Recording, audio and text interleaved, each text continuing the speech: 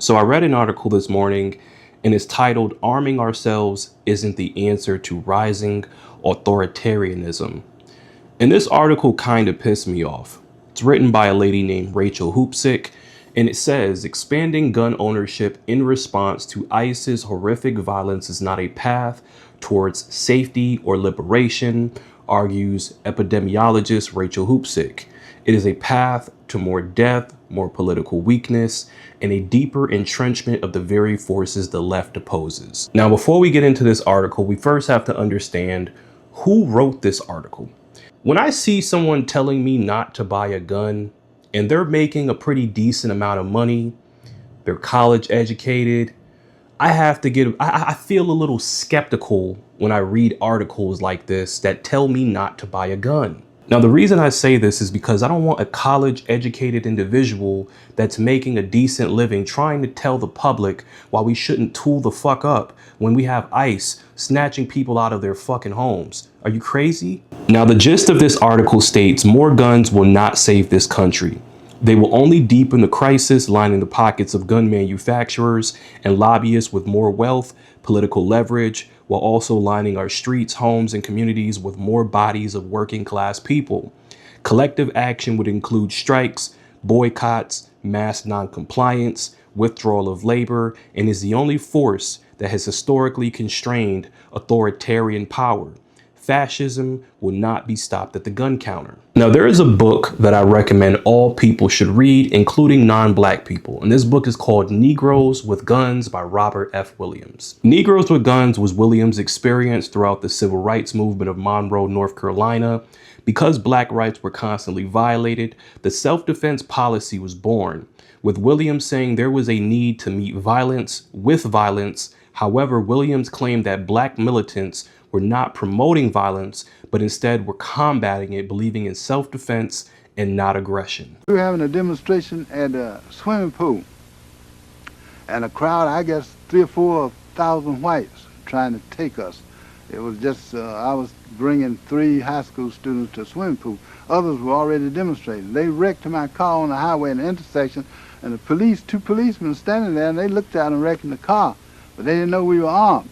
So then the crowd started to close in. They said, kill the niggas, burn the niggas, pour gasoline on the niggas. And they were screaming and hollering, so I got out of the car and I had an Italian carbine.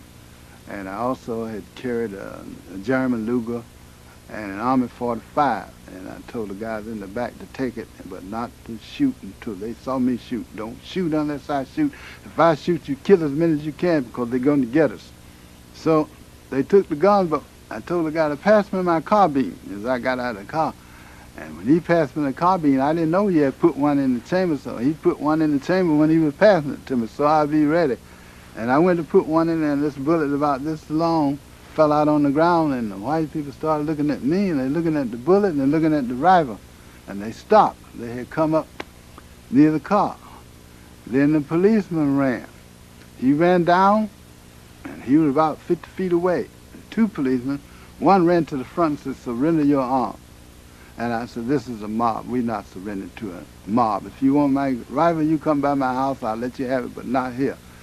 And then the other one ran around to the side of the car and started to pull his gun out of the holster and shoot me in the back.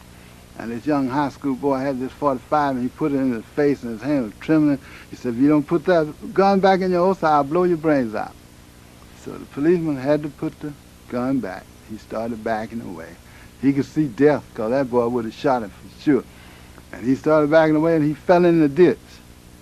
And when he fell in the ditch, there was an old man, very old white man. I guess he was drinking and drunk. And he started crying. I mean, he was just crying like a baby.